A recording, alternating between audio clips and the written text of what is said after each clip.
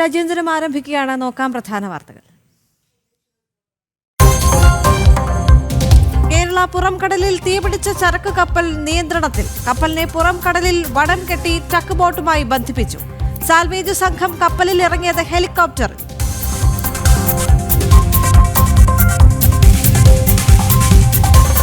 മിണ്ടിപ്പോകരുതെന്ന് ശശി തരൂരിനോട് കോൺഗ്രസ്. വിദേശ പര്യടന സംഘത്തിൽപ്പെട്ടവരുടെ പരസ്യ പ്രതികരണത്തിന് ഹൈക്കമാൻഡ് വിലക്ക്. പാകിസ്ഥാന് മുന്നറിയിപ്പുമായി ഭാരതം. ഇനി ഒരു ഭീകരാക്രമണത്തിന് മുതിർന്നാൽ ആഴത്തിൽ മുറിവേൽക്കേണ്ടി വരുമെന്ന് എസ് ജയശങ്കർ.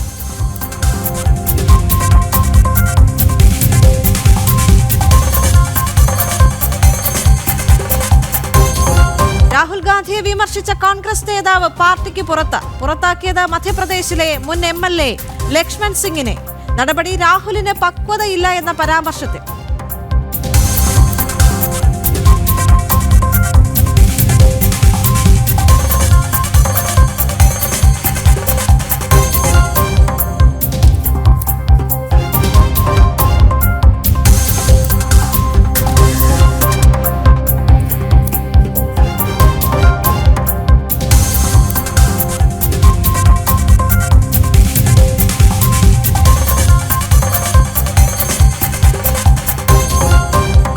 ഡൊണാൾഡ് ട്രംപിനെതിരായ പോസ്റ്റുകളിൽ ഖേദം പ്രകടിപ്പിച്ച് ഇലോൺ മസ്ക്. തന്റെ പോസ്റ്റുകൾ പലതും അതിരുവിട്ടു.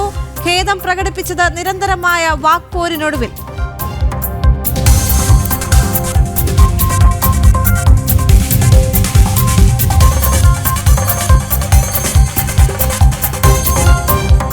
ഈ മണിക്കൂറിലെ വളരെ പ്രധാനപ്പെട്ട ഒരു റിപ്പോർട്ടിലേക്കാണ്. കേരള പുറംകടലിൽ തീപിടിച്ച ചരക്ക് കപ്പൽ നിയന്ത്രണത്തിലാക്കിയിട്ടുണ്ട്. കപ്പലിനെ പുറംകടലിൽ വടം കെട്ടി ടക്ക് ബോട്ടുമായി ബന്ധിപ്പിച്ചു. സാൽവേജ് സംഘം ഹെലികോപ്റ്ററിലാണ് കപ്പലിൽ ഇറങ്ങി വടം കെട്ടി നിയന്ത്രിച്ചത്. നിഷ ദിലീപ് ചേരുന്നുണ്ട് കൂടുതൽ വിവരങ്ങളുമായി. നിഷ, ഇപ്പോൾ ആശങ്ക എത്രത്തോളം അകലെയാണ്? കാരണം ഇപ്പോൾ കപ്പൽ നിയന്ത്രണ വിധേയമായിട്ടുണ്ട്. മറ്റ് വിവരങ്ങൾ ലഭ്യമാകുന്നുണ്ടോ ഈ ഒരു ഘട്ടത്തിൽ? ദേവിക, ഈ കപ്പലിനെ പുറംകടലിൽ വെച്ച് തന്നെ തഗ് ബോട്ടുമായി ബന്ധിപ്പിക്കാൻ സാധിച്ചു എന്നുള്ള ആശ്വാസകരമായ വിവരമാണ് പുറത്തേക്ക് വരുന്നത്. കാരണം 2 ദിവസമായി ഇതിനുള്ള ശ്രമങ്ങൾ നടക്കുകയായിരുന്നു. ക്യാപ്റ്റൻ അടക്കമുള്ളവർ കപ്പലിൽ നിന്നും, തീ പിടിച്ച കപ്പലിൽ നിന്ന് ക്യാപ്റ്റൻ അടക്കമുള്ളവർ പുറത്തേക്ക് ഇറങ്ങിയതോടെ കപ്പൽ നിയന്ത്രണ വിധേയമല്ലാതെ പോയ ഒരു അവസ്ഥയിലായിരുന്നു. നിയന്ത്രണം വിട്ട് പല സ്ഥലത്തേക്ക് കപ്പൽ ഒഴുകി മാറുന്ന ഒരു അവസ്ഥയുണ്ടായിരുന്നു. ഈ കപ്പൽ ഏതെങ്കിലും തീരത്തേക്ക് പോകുമോ എന്നുള്ള ആശങ്കകളൊക്കെ നിലനിൽക്കുന്ന ഒരു സാഹചര്യത്തിലാണ് ഇപ്പോൾ ഈ കപ്പലിനെ നിയന്ത്രണ വിധേയമാക്കി എന്നുള്ള വാർത്തകൾ പുറത്തേക്ക് വരുന്നത്. എന്തായാലും ഹെലികോപ്റ്ററിൽ അവിടേക്ക് ഇറങ്ങാൻ സാൽവേജ് കപ്പലിലെ ജീവനക്കാർക്ക് കഴിഞ്ഞു എന്നുള്ള വിവരമാണ് പുറത്തേക്ക് വരുന്നത്. 2 ദിവസമായി ഇതിനുള്ള ശ്രമം നടത്തി വരികയായിരുന്നു. കഴിഞ്ഞ ദിവസങ്ങളിലൊക്കെ നമുക്കറിയാം, കടലിലെ കാലാവസ്ഥയാണ്. മൺസൂൺ ആണെങ്കിൽ പോലും ഒരു ദിവസം കപ്പൽ നിയന്ത്രണത്തിൽ തന്നെയായിരുന്നു. പിന്നീട് കാറ്റും ഒപ്പം തന്നെ പല കാലാവസ്ഥാ വ്യത്യാസങ്ങൾ, കടലിലുണ്ടാകുന്ന കാലാവസ്ഥ മാറ്റങ്ങൾക്കനുസരിച്ച് ഈ കപ്പൽ നിയന്ത്രണമില്ലാതെ ഒഴുകി നടക്കുന്ന സ്ഥിതിയായിരുന്നു. ഇത് ഏതെങ്കിലും തീരത്തേക്ക് പോകുമോ എന്നുള്ള ആശങ്കയുണ്ടായിരുന്നു. എന്തായാലും ഡയറക്ടർ ജനറൽ ഓഫ് ഷിപ്പിങ്ങിന്റെ നിർദ്ദേശപ്രകാരമാണ് നെതർലാൻഡ് ആസ്ഥാനമായ സ്മിത്ത് സാൽവേജ് എന്ന കപ്പൽ ഈ അപകടത്തിൽപ്പെട്ട കപ്പലിനടുത്തേക്ക് ഇന്നലെ തന്നെ എത്തി. ഇത് 2 ഉദ്ദേശങ്ങളുണ്ടായിരുന്നു. കപ്പൽ നിയന്ത്രണ വിധേയമാക്കുക, ഒപ്പം തന്നെ കപ്പലിൽ നിന്ന് കണ്ടെയ്നറുകൾ ഉണ്ടായിരുന്നു. ഈ കണ്ടെയ്നറുകൾ പൊട്ടി തെറിച്ച് കടലിലേക്ക് വീഴുന്ന സാഹചര്യം ഉണ്ടായിരുന്നു. കണ്ടെയ്നറുകളിൽ രാസപദാർത്ഥങ്ങളും വിഷവസ്തുക്കളും അടക്കമുള്ള ടാർപെൻറ്റൈൻ അടക്കമുള്ള ഗൺ പൗഡർ അടക്കമുള്ള വസ്തുക്കൾ ഉണ്ടായിരുന്നു. വലിയ ഒരു പൊട്ടിത്തെറി അല്ലെങ്കിൽ പാരിസ്ഥിതിക പ്രശ്നങ്ങളൊക്കെ തന്നെ ഉണ്ടാക്കാവുന്ന കണ്ടെയ്നറുകളാണ് കടലിലേക്ക് വീണുകൊണ്ടിരിക്കുന്നത്. ഇതൊക്കെ തടയുക എന്നുള്ളൊരു ഉദ്ദേശം കൂടി ഈ സാൽവേജ് കപ്പലിനുണ്ടായിരുന്നു. എന്തായാലും സാൽവേജ് കപ്പൽ ഇന്നലെ തന്നെ എത്തി. കപ്പലിൻ്റെ ചുറ്റുപാടുകൾ തണുപ്പിക്കാനുള്ള ശ്രമങ്ങൾ നടത്തിയിരുന്നു. അതിൽ അവർ വിജയിച്ചിരുന്നു. എന്തായാലും കപ്പലിലെ തീയും പുകയുമൊന്നും പൂർണ്ണമായും അണയ്ക്കാൻ കഴിഞ്ഞില്ലെങ്കിൽ പോലും കപ്പൽ നിയന്ത്രണ വിധേയമാക്കാൻ സാധിച്ചു എന്നുള്ളത് വലിയ കാര്യം തന്നെയാണ്. ഇനിയിപ്പോൾ കപ്പൽ നിയന്ത്രണ വിധേയമാക്കി തഗ് ബോട്ടുമായി ബന്ധിപ്പിച്ചു. സാൽവേജ് കപ്പലിലെ ജീവനക്കാർ ഹെലികോപ്റ്റർ മാർഗം തീ പിടിച്ച കപ്പലിലേക്ക് ഇറങ്ങിയിട്ടുണ്ട്. ഇത്രയും വിവരങ്ങളാണ് നമുക്ക് ലഭിക്കുന്നത്. ഇനി തുടർന്നുള്ള മണിക്കൂറുകളിൽ ഈ കപ്പൽ നിയന്ത്രിച്ചുകൊണ്ട് ഏതെങ്കിലും ഒരു സ്ഥലത്തേക്ക് കൊണ്ടുവരാനുള്ള ശ്രമങ്ങളായിരിക്കും നടക്കുക. എന്തായാലും കപ്പൽ നിയന്ത്രണ വിധേയമാക്കി എന്നുള്ള ശുഭകരമായ സൂചനകൾ തന്നെയാണ്. ഇനിയിപ്പോൾ ഇതിനുള്ളിലെ കണ്ടെയ്നറുകളടക്കം ഇപ്പോഴും ആ ഒരു തീയും പുകയും ഒക്കെ ഉയരുന്നുണ്ട്. ഇതിനുള്ളിലെ കണ്ടെയ്നറുകൾ ഉൾപ്പെടെ ഈ തീ പിടിച്ച കപ്പലിനെ ഏതെങ്കിലും ഒരു ഭാഗത്തേക്ക് കൊണ്ടുവരാനുള്ള ശ്രമങ്ങൾ തന്നെയായിരിക്കും ഇനി ഉണ്ടാകുക. എന്തായാലും സ്മിത്ത് സാൽവേജ് എന്ന നെതർലൻഡ് ആസ്ഥാനമായ ഒരു ഷിപ്പാണ്, ഒരു കപ്പലാണ് ഈ കപ്പലിനെ നിയന്ത്രണത്തിലാക്കിയിരിക്കുന്നതും തഗ് ബോട്ടുമായി ബന്ധിപ്പിച്ചിരിക്കുന്നതും. ഈ കപ്പലിലെ ജീവനക്കാർ ഇപ്പോൾ ഈ പൊട്ടിത്തെറിയുണ്ടായ തീ പിടിച്ച കപ്പലിലേക്ക് ഇറങ്ങിയിരിക്കുന്നതും. ദേവിക, ശരി, എന്തായാലും വളരെ പ്രധാനപ്പെട്ട റിപ്പോർട്ടാണ്. കേരള പുറം കടലിൽ തീപിടിച്ച ചരക്ക് കപ്പൽ ഇപ്പോൾ നിയന്ത്രണ വിധേയമാക്കിയിട്ടുണ്ട്. കപ്പലിനെ പുറം കടലിൽ വടം കെട്ടി ടഗ് ബോട്ടുമായി ബന്ധിപ്പിച്ചു എന്ന ഏറെ ആശ്വാസകരമായ ഒരു റിപ്പോർട്ടാണ് ഈ മണിക്കൂറിൽ പങ്കുവയ്ക്കാനുള്ളത്. സുരക്ഷാ സംഘം ഹെലികോപ്റ്ററിലാണ് കപ്പലിൽ ഇറങ്ങി വടം കെട്ടി നിയന്ത്രിച്ചത്. നിഷാ ദിലീപാണ് അവിടെ നിന്ന് തത്സമയം ചേർന്നത്. മറ്റു റിപ്പോർട്ടുകളിലേക്ക് കൂടി എത്തുമ്പോൾ ഇനി ഭീകരാക്രമണത്തിന് ശ്രമിച്ചാൽ പാകിസ്ഥാനെ ആഴത്തിൽ മുറിവേൽപ്പിക്കുമെന്ന വിദേശകാര്യമന്ത്രി എസ് ജയശങ്കറിന്റെ മുന്നറിയിപ്പ്. ഭീകര സംഘടനകൾക്ക് നേതൃത്വം നൽകുന്നവരെ ഇല്ലാതാക്കിക്കൊണ്ട് പ്രകോപനങ്ങൾക്ക് മറുപടി നൽകും. പാകിസ്ഥാനിൽ ഭീകരർക്ക് പരിശീലനം നൽകുന്നത് പരസ്യമായ കാര്യമാണെന്നും യൂറോപ്യൻ സന്ദർശന വേളയിൽ അദ്ദേഹം പറഞ്ഞു. യൂറോപ്യൻ യൂണിയൻ രാജ്യങ്ങളിലെ സന്ദർശനത്തിനിടയിലാണ് പാകിസ്ഥാനും ഭീകരവാദികൾക്കുമെതിരെയുള്ള ഭാരതത്തിന്റെ മുന്നറിയിപ്പും നിലപാടും വിദേശകാര്യമന്ത്രി എസ് ജയശങ്കർ വ്യക്തമാക്കിയത്. ഇനിയൊരു ഭീകരാക്രമണത്തിന് ശ്രമിച്ചാൽ പാകിസ്ഥാനെ തകർത്തുകൊണ്ട് ആഴത്തിൽ മുറിവേൽപ്പിക്കും. ക്ഷമയും ചർച്ചയും ഇനിയുണ്ടാകില്ലെന്നും പഹൽഗാം അക്രമം പോലുള്ള ക്രൂരത ആവർത്തിച്ചാൽ ഭീകര സംഘടനകൾക്ക് നേതൃത്വം നൽകുന്നവരുടെ തലയെടുത്തുകൊണ്ട് മറുപടി നൽകുമെന്നും എസ് ജയശങ്കർ പറഞ്ഞു. പാകിസ്ഥാനിൽ ആയിരക്കണക്കിന് ഭീകരവാദികൾക്ക് പരിശീലനം നൽകുന്നത് പരസ്യമായ കാര്യമാണ്. ഭീകര പരിശീലനം ലഭിച്ചവരെ അതിർത്തി കടത്തി ഭാരതത്തിൽ പ്രശ്നങ്ങൾ ഉണ്ടാക്കിയിട്ടുണ്ടെന്നും ഇനി അത് ആവർത്തിക്കാൻ അനുവദിക്കില്ലെന്നും ജയശങ്കർ പ്രതികരിച്ചു. എല്ലാ പ്രശ്നങ്ങളും ചർച്ച ചെയ്ത് പരിഹരിക്കണമെന്ന് പാകിസ്ഥാൻ പ്രധാനമന്ത്രി ഷെഹബാസ് ഷെരീഫ് അറിയിച്ചിരുന്നെങ്കിലും ഭീകരതയ്ക്കുള്ള പിന്തുണ അവസാനിപ്പിക്കുന്നതുവരെ ചർച്ചയില്ലെന്ന് വിദേശകാര്യമന്ത്രി വ്യക്തമാക്കിയിരുന്നു. ജനം, ഡൽഹി. ഓപ്പറേഷൻ സിന്ദൂറിനെ കുറിച്ച് വിശദീകരിക്കുന്നതിന് വിദേശ പര്യടനം നടത്തിയ കോൺഗ്രസ് അംഗങ്ങളുടെ പരസ്യ പ്രതികരണം വിലക്കി ഹൈക്കമാൻഡ്. വിദേശ പര്യടനം സംബന്ധിച്ച് പ്രതികരണം വേണ്ട എന്നാണ് നിലവിലെ നിർദ്ദേശം. വിദേശയാത്രയിൽ ശശി തരൂർ ഉൾപ്പെടെയുള്ളവർ കേന്ദ്ര സർക്കാർ അനുകൂല നിലപാടെടുത്ത പശ്ചാത്തലത്തിലാണ് പുതിയ തീരുമാനം.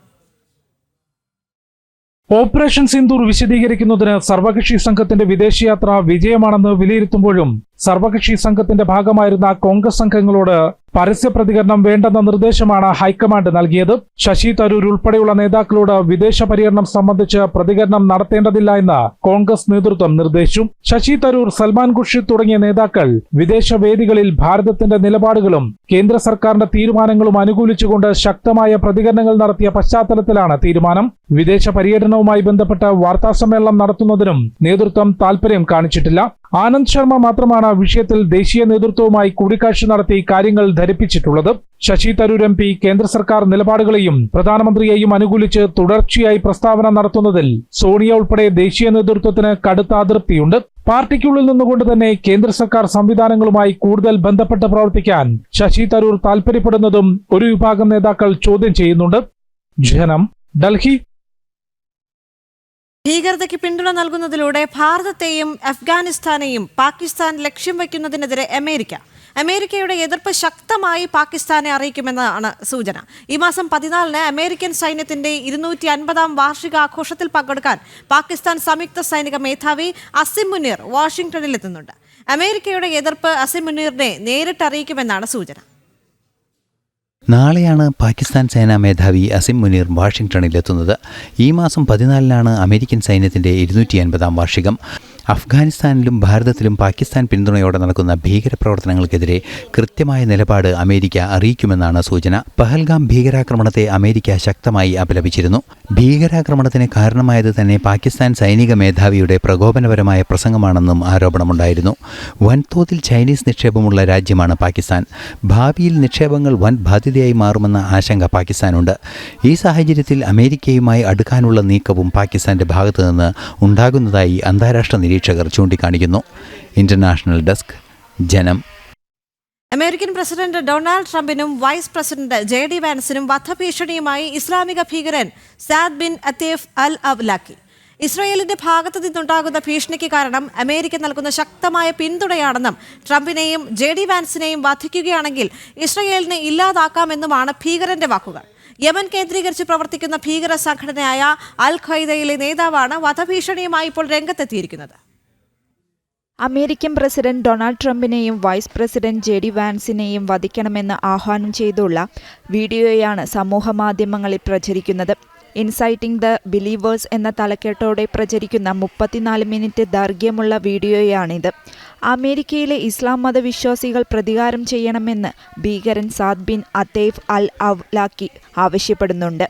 അവിശ്വാസികളായ അമേരിക്കക്കാരെ ആക്രമിക്കാനും സാദ് ബിൻ ആഹ്വാനം ചെയ്യുന്നു. President Trump, vice president JD Vance, Marco Rubio, Elon Musk തുടങ്ങിയവരെയും അവരുടെ കുടുംബത്തെയും ഇല്ലാതാക്കണമെന്നാണ് ആഹ്വാനം. ഇവരുമായി അടുത്ത ബന്ധം പുലർത്തുന്ന ആളുകളെയും വധിക്കണമെന്നും ഭീകരൻ ആഹ്വാനം ചെയ്യുന്നുണ്ട്.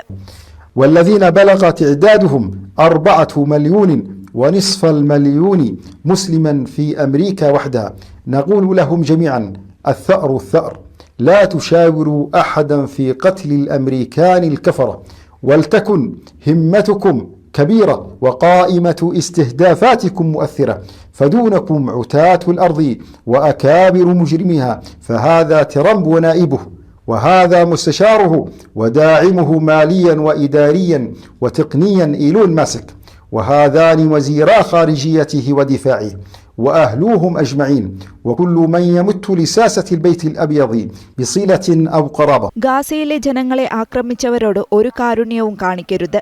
ജൂതന്മാരെ ഇല്ലാതാക്കണമെന്നും ഒരു തരി മണ്ണ് പോലും അവർക്ക് വിട്ടു നൽകരുതെന്നും സാദ് ബിൻ പറയുന്നു. ഗാസ ബോംബിട്ട് തകർത്തവരോട് പ്രതികാരം ചെയ്യണം. ഗാസയിലെ ജനങ്ങളെ എപ്രകാരം കൊന്നൊടുക്കിയോ അതുപോലെ ട്രംപ് ഉൾപ്പെടെ ഉന്നതരെ വധിക്കണമെന്ന് ഭീകരൻ ആവശ്യപ്പെടുന്നു. അറേബ്യൻ പെൻസുലയിലെ അൽ-ഖ്വയ്ദയുടെ നേതാവായി 2024 സാദ് ബിൻ ചുമതലയേറ്റത്. യമനിലെ ഹൂതി ആക്രമണങ്ങൾക്കും വർദ്ധിച്ചുവരുന്ന കലാപങ്ങൾക്കും പ്രധാന കാരണം അൽ-ഖ്വയ്ദയാണെന്നാണ് വിദഗ്ധരുടെ കണ്ടെത്തൽ. ന്യൂസ് ഡെസ്ക് ജനം. രാഹുൽ ഗാന്ധിയെ വിമർശിച്ചതിന് കോൺഗ്രസ് നേതാവിനെ പാർട്ടിയിൽ നിന്ന് പുറത്താക്കി നേതൃത്വം. മധ്യപ്രദേശ് മുൻ മുഖ്യമന്ത്രി ദിഗ്വിജയ് സിംഗിന്റെ സഹോദരനും മുൻ MLAയുമായ ലക്ഷ്മൺ സിംഗിനെതിരെയാണ് നടപടിയുണ്ടായിരിക്കുന്നത്. പ്രതിപക്ഷ നേതാവ് രാഹുലിന് പക്വതയില്ല എന്നായിരുന്നു ലക്ഷ്മൺ സിംഗിന്റെ പരാമർശം. പ്രതിപക്ഷ നേതാവ് രാഹുലിനെ വിമർശിച്ചതിന്റെ പേരിലാണ് മധ്യപ്രദേശിലെ മുതിർന്ന കോൺഗ്രസ് നേതാവും മുൻ MLAയുമായ ലക്ഷ്മൺ സിംഗിനെ പാർട്ടിയിൽ നിന്ന് പുറത്താക്കിക്കൊണ്ട് നേതൃത്വം നടപടി സ്വീകരിച്ചത്. പാർട്ടി വിരുദ്ധ പ്രവർത്തനം നടത്തിയതിന് 6 വർഷത്തേക്ക് ലക്ഷ്മൺ സിംഗിനെ പുറത്താക്കിയെന്നും നടപടി ഉടനടി പ്രാബല്യത്തിൽ വരുത്തിയെന്നും കോൺഗ്രസ് നേതൃത്വം വാർത്താക്കുറിപ്പിലൂടെ അറിയിച്ചു. മധ്യപ്രദേശ് മുൻ മുഖ്യമന്ത്രിയും രാജ്യസഭാ MP-യുമായ ദിഗ്വിജയ് സിംഗിന്റെ സഹോദരനാണ് നടപടി നേരിട്ട ലക്ഷ്മൺ സിംഗ്. രാഹുലിന്റെ പ്രവർത്തനങ്ങൾക്ക് പക്വതയില്ലെന്നും റോബർട്ട് വാദ്രയുടെ ഇടപെടൽ ശരിയല്ലെന്നും തുടങ്ങിയ പരാമർശങ്ങളായിരുന്നു ലക്ഷ്മൺ സിംഗ് നടത്തിയത്. ഇത് പരിശോധിച്ച അച്ചടക്ക സമിതിയുടെ ശുപാർശ പ്രകാരമാണ് ലക്ഷ്മൺ സിംഗിനെ 6 വർഷത്തേക്ക് പാർട്ടിയുടെ പ്രാഥമിക അംഗത്വത്തിൽ നിന്ന് പുറത്താക്കിയത്. രാഹുൽ ഉൾപ്പെടെയുള്ള നേതൃത്വത്തെ വിമർശിക്കുന്നവർ പാർട്ടി നടപടി നേരിടേണ്ടി വരുമെന്ന മുന്നറിയിപ്പ് കൂടിയാണ് ലക്ഷ്മൺ സിംഗിനെതിരെയുള്ള നടപടിയിലൂടെ ഹൈക്കമാൻഡ് നൽകുന്നത്. ജനം, ഡൽഹി. ഭാരതീയനായ ശുഭാൻഷു ശുക്ല ഭാഗമാകുന്ന ആക്സിയം 4 ദൗത്യം വീണ്ടും മാറ്റി. റോക്കറ്റിലെ സാങ്കേതിക തകരാറാണ് ദൗത്യം നീട്ടിവെക്കാൻ കാരണമായത്. ദ്രവീകൃത ഓക്സിജൻ ലീക്ക് കണ്ടെത്തിയതിനെ തുടർന്നാണ് നടപടി. വൈകാതെ വിക്ഷേപണം നടക്കുമെന്നും സ്പേസ് എക്സ് അറിയിച്ചിട്ടുണ്ട്. രണ്ടാം തവണയാണ് ആക്സിയം 4 ദൗത്യം മാറ്റിവെക്കുന്നത്. നേരത്തെ 10-ാം തീയതി നിശ്ചയിച്ചിരുന്ന വിക്ഷേപണം ഇന്നത്തേക്ക് മാറ്റിയിരുന്നു. ഇന്ന് ഇന്ത്യൻ സമയം 5:30 നടക്കേണ്ടിയിരുന്ന വിക്ഷേപണം വീണ്ടും മാറ്റുകയായിരുന്നു. സാങ്കേതിക തകരാറ് മൂലമാണ് വിക്ഷേപണം നീട്ടിവെച്ചത്. പ്രൊപ്പൽഷന്റെ ഭാഗമായ ഘടകത്തിൽ ചോർച്ച കണ്ടെത്തിയതാണ് വിക്ഷേപണം മാറ്റിവെക്കാൻ കാരണം. പ്രൊപ്പൽഷൻ ഭാഗമായ ദ്രവീകൃത ഓക്സിജൻ കണ്ടെയ്നറിലാണ് ചോർച്ച ഉണ്ടായത്. സാങ്കേതിക തകരാർ പരിഹരിച്ചതിന് ശേഷം വൈകാതെ തന്നെ വിക്ഷേപണം നടക്കുമെന്നാണ് ISROയും സ്പേസ് എക്സും നൽകുന്ന സൂചന. ഭാരതീയനായ ഗഗനചാരി ശുഭാൻഷു ശുക്ല ഭാഗമാകുന്ന ബഹിരാകാശ യാത്രയാണ് ആക്സിയം 4. 41 വർഷം മുമ്പ് രാകേഷ് ശർമ്മ ബഹിരാകാശത്തേക്ക് എത്തിയതിനു ശേഷം ആദ്യമായാണ് ഒരു ഭാരതീയൻ ഗഗനചാരിയാകുന്നത്. ന്യൂസ് ഡെസ്ക് ജനം. അമേരിക്കൻ പ്രസിഡന്റ് ഡൊണാൾഡ് ട്രംപിനെതിരായ പോസ്റ്റുകളിൽ ഖേദം പ്രകടിപ്പിച്ച് ഇലോൺ മസ്ക്. പ്രസിഡന്റ് ട്രംപിനെതിരായ തന്റെ പോസ്റ്റുകൾ പലതും അതിരുവിട്ടുവെന്ന് മസ്ക് എക്സിൽ കുറിച്ചു. അമേരിക്കയിൽ പുതുതായി പ്രഖ്യാപിച്ച നികുതി നിയമത്തിനെതിരെയാണ് കഴിഞ്ഞ ദിവസം ഇലോൺ മസ്ക് രംഗത്തെത്തിയത്. ജനങ്ങളെ ബുദ്ധിമുട്ടിക്കുന്ന നികുതി നിയമത്തിനെതിരെ ആഞ്ഞടിക്കണമെന്നായിരുന്നു ഇലോൺ മസ്ക് നേരത്തെ പ്രതികരിച്ചത്. ഇതിന് മറുപടിയായി ട്രംപും രംഗത്തെത്തിയിരുന്നു. നിരന്തരം വാക്പോരുകൾക്കൊടുവിലാണ് ഖേദം പ്രകടിപ്പിച്ച് മസ്ക് എത്തിയിരിക്കുന്നത്. വിവരങ്ങളുമായി ഐസൺ ജോസ് ഇന്റർനാഷണൽ ഡെസ്കിൽ നിന്ന് ചേരുകയാണ്. ഐസൺ, ഒടുവിൽ നിരന്തരമായ വാക്പോരുകൾക്കൊടുവിൽ മസ്ക് മാപ്പ് പറഞ്ഞിരിക്കുകയാണ്. തന്റെ പ്രതികരണങ്ങളെല്ലാം അതിരുവിട്ടു പോയി എന്ന് മസ്ക് എക്സിലൂടെയാണ് അറിയിക്കുന്നത്, അല്ലേ? തീർച്ചയായും ദേവിക, എക്സിലൂടെ മസ്ക് അറിയിക്കുന്ന ഈ കാര്യം അത് അദ്ദേഹത്തിൻ്റെ ഭാഗത്തു നിന്ന് വീഴ്ച പറ്റി, അത് തെറ്റായിപ്പോയി എന്ന രീതിയിലുള്ള ഒരു പ്രതികരണമാണ് അദ്ദേഹം എക്സിലൂടെ അറിയിക്കുകയും ചെയ്തത്. നമുക്കറിയാവുന്നതാണ്, നേരത്തെ ട്രംപിനെ ഇംപീച്ച് ചെയ്യുന്നത് ഉൾപ്പെടെയുള്ള നടപടികളിലേക്ക് നീങ്ങണമെന്നൊരു നിലപാട് നേരത്തെ എലോൺ മസ്ക് സ്വീകരിക്കുന്ന ഒരു സാഹചര്യമുണ്ടായിരുന്നു. എലോൺ മസ്കിൻ്റെ ഭാഗത്തു നിന്ന് ഇത്തരത്തിലുള്ള നിലപാടുകൾ വന്നതിനെ തുടർന്ന് ശക്തമായ പ്രതികരണങ്ങളാണ് പരസ്പരം ഉണ്ടാവുകയും, അതായത് വാഗ്വാദങ്ങൾ ഉണ്ടാകുന്ന ഒരു സാഹചര്യം ഉണ്ടാവുകയും ചെയ്തു. തുടർന്ന് ട്രംപ് പല രീതിയിലുള്ള ആക്ഷേപങ്ങൾ ട്രംപിനെതിരെ ഇലോൺ മസ്ക് ഉന്നയിക്കുന്ന ഒരു സാഹചര്യമുണ്ടായി. ഇംപീച്ച് ചെയ്യണമെന്ന ആക്ഷേപം ഉന്നയിച്ചതിന് പിന്നാലെ ട്രംപിൻ്റെ പുതിയ ടാക്സ് ബിൽ സംബന്ധിച്ചുള്ള വലിയ ആക്ഷേപങ്ങളും ഉയർത്തുകയും ട്രംപ് ചെയ്യുന്ന നടപടികളെല്ലാം തന്നെ അമേരിക്കയെ പിന്നോട്ടടിക്കുമെന്ന നിലപാടിലേക്ക്, അല്ലെങ്കിൽ അത്തരത്തിൽ രൂക്ഷമായ വിമർശനങ്ങളിലേക്കൊക്കെ കാര്യങ്ങൾ നീങ്ങുന്ന ഒരു സാഹചര്യമുണ്ടായി.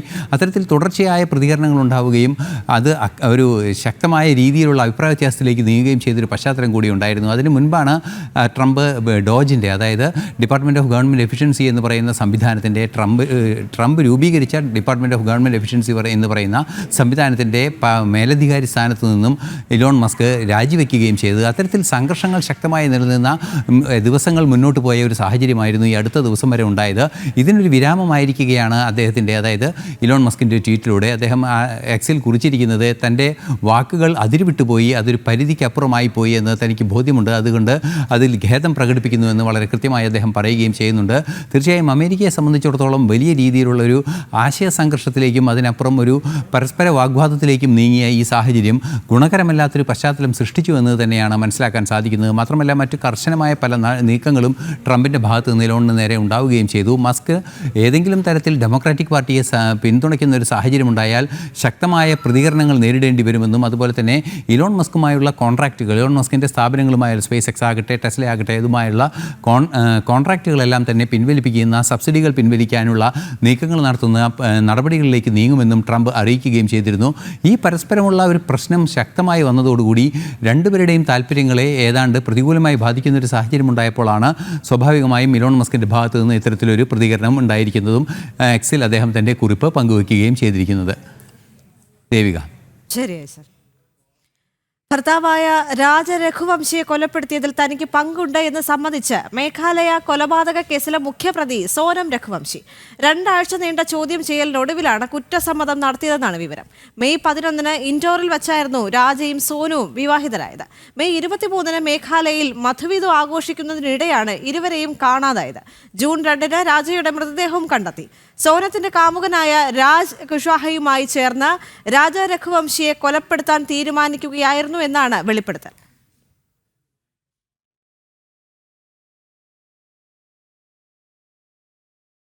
തുർക്കിക്കെതിരെ അരയും തലയും മുറുക്കി ഭാരതം. തുർക്കിയുടെ എക്കാലത്തെയും വലിയ ശത്രുരാജ്യമായ സൈപ്രസിൽ പ്രധാനമന്ത്രി ഇന്ന് സന്ദർശനം നടത്തും. G7 ഉച്ചകോടിയിൽ പങ്കെടുക്കാനായി കാനഡയിലേക്ക് പോകും വഴിയാകും അദ്ദേഹം സൈപ്രസിലെത്തുക. തിരികെ ഭാരതത്തിലേക്ക് മടങ്ങും വഴി പ്രധാനമന്ത്രി ക്രൊയേഷ്യയും സന്ദർശിക്കുമെന്നാണ് അറിയാൻ സാധിക്കുന്നത്. 1974 മുതൽ സൈപ്രസുമായുള്ള തുർക്കിയുടെ ശത്രുത തുടരുകയാണ്. സൈപ്രസ് സന്ദർശിക്കുന്ന 3ാമത്തെ ഇന്ത്യൻ പ്രധാനമന്ത്രിയാണ് നരേന്ദ്രമോദി. പഹൽഗാം ഭീകരാക്രമണം നടന്ന വേളയിൽ വിദേശയാത്ര വെട്ടിച്ചുരുക്കി പ്രധാനമന്ത്രി തിരിച്ചെത്തിയിരുന്നു. അന്നത്തെ വിദേശയാത്രാ ഷെഡ്യൂളിൽ ഉൾപ്പെട്ട രാജ്യങ്ങളാണ് സൈപ്രസും ക്രൊയേഷ്യയും. ആക്രമണത്തിന് പിന്നാലെ സൈപ്രസ് സന്ദർശനത്തിന് പുതിയ മാനം കൈവന്നിരിക്കുകയാണ്. കിഴക്കൻ മെഡിറ്ററേനിയൻ സമുദ്രത്തിലെ എണ്ണ ഖനനം സംബന്ധിച്ച് സൈപ്രസും തുർക്കിയും തമ്മിൽ തർക്കം തുടരുന്നുണ്ട്. പ്രശ്നം അന്താരാഷ്ട്ര നിയമത്തിന്റെ പരിധിയിൽ പരിഹരിക്കണമെന്നാണ് ഭാരതത്തിന്റെ നിലപാട്. മാത്രമല്ല, ഭാരതത്തിനെതിരെ പ്രയോഗിക്കാൻ തുർക്കി പാകിസ്ഥാനെ ഡ്രോണുകൾ നൽകിയതുൾപ്പെടെ ഭാരതവുമായുള്ള ബന്ധത്തെ അകറ്റാൻ കാരണവുമാക്കിയിരുന്നു. 1974 മുതൽ സൈപ്രസുമായുള്ള തുർക്കിയുടെ സംഘർഷം തുടരുകയാണ്. ഭാരതത്തിന് UN സുരക്ഷാ കൗൺസിലിൽ സ്ഥിരാംഗത്വം ലഭിക്കുന്നത് സംബന്ധിച്ചും അനുകൂല നിലപാടാണ് സൈപ്രസ് സ്വീകരിച്ചത്. സൈപ്രസ് സന്ദർശിക്കുന്ന 3ാമത്തെ ഇന്ത്യൻ പ്രധാനമന്ത്രിയാണ് നരേന്ദ്രമോദി. ഇന്റർനാഷണൽ ഡെസ്ക്, ജനം. ലോസ് ഏഞ്ചൽസ് കുടിയേറ്റ കലാപകാരികൾക്ക് മുന്നറിയിപ്പുമായി American president Donald Trump. American നഗരങ്ങളിൽ അധിനിവേശം നടത്താൻ വിദേശ ശക്തികളെ അനുവദിക്കില്ല. അമേരിക്കയിൽ അരാജകത്വം വെച്ചു പൊറപ്പിക്കില്ല. ആക്രമണം നടത്തുന്നവർ അമേരിക്കയുടെ ശത്രുക്കളാണെന്നും US ക്രമസമാധാനത്തിനെതിരെയുള്ള ആക്രമണമാണ് ഇപ്പോൾ നടക്കുന്നതെന്നും ട്രംപ് പറഞ്ഞു. അമേരിക്കയിൽ അധിനിവേശം നടത്താനും സമാധാനം തകർക്കാനും ആരെയും അനുവദിക്കില്ലെന്ന ഉറച്ച നിലപാട് അറിയിക്കുകയാണ് ട്രംപ്. രാജ്യത്തിന്റെ ക്രമസമാധാനത്തെ വെല്ലുവിളിക്കുന്ന, സമാധാനം തകർക്കുന്ന ശക്തികളാണ് ലോസ് ഏഞ്ചൽസിൽ ആക്രമണങ്ങൾക്ക് പിന്നിലെന്നും അദ്ദേഹം പറഞ്ഞു. ഇത്തരം നീക്കങ്ങൾ അനുവദിച്ചു തരാനാവില്ലെന്ന നിലപാടും ഡൊണാൾഡ് ട്രംപ് വ്യക്തമാക്കുന്നു. As Commander-in-Chief, I will not let that happen. It's never going to happen.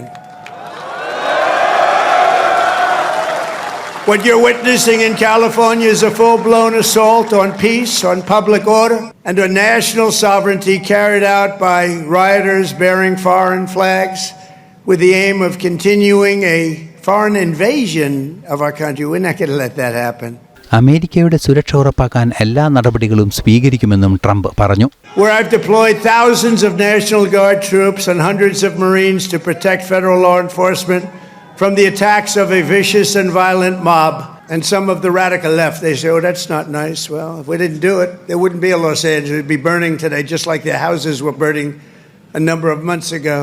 Generations of Army heroes did not shed their blood on distant shores only to watch our country be destroyed by invasion and third world lawlessness here at home, like is happening in California. കലാപം നിയന്ത്രണ വിധേയമാക്കാൻ immigration and customs enforcement റെയ്ഡുകൾ നിർത്തിവെക്കണമെന്ന് Los Angeles mayor Karen Bass ആവശ്യപ്പെട്ടു. കുടിയേറ്റക്കാരെ കണ്ടെത്താനുള്ള റെയ്ഡിനെതിരെ loss ഏഞ്ചൽസിൽ 5 ദിവസമായി പ്രക്ഷോഭം തുടരുകയാണ്. ഇന്റർനാഷണൽ ഡെസ്ക്, ജനം. ഭാരതീയനായ ശുഭാൻശു ശുക്ല ഭാഗമാകുന്ന ആക്സിയം 4 ദൗത്യം വീണ്ടും മാറ്റി. റോക്കറ്റിലെ സാങ്കേതിക തകരാറാണ് ദൗത്യം നീട്ടിവെക്കാൻ കാരണമായത്. ദ്രവീകൃത ഓക്സിജൻ ലീക്ക് കണ്ടെത്തിയതിനെ തുടർന്നാണ് നടപടി. വൈകാതെ വിക്ഷേപണം നടത്തുമെന്ന് സ്പേസ് എക്സ് അറിയിച്ചു. രണ്ടാം തവണയാണ് ആക്സിയം 4 ദൗത്യം മാറ്റിവെക്കുന്നത്.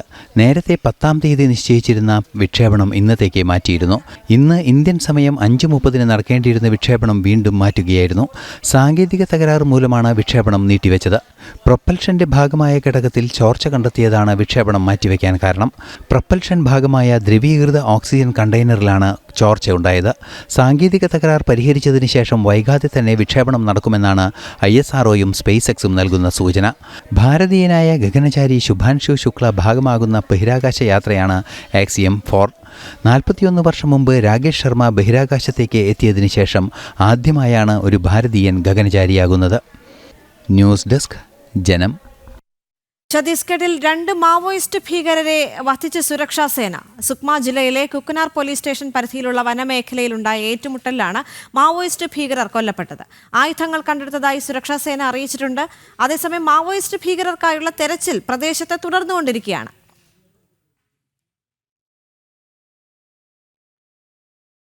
ഇടവേളയ്ക്ക് ശേഷം ജനം ഡിബേറ്റ് കാണാം. നമസ്തേ.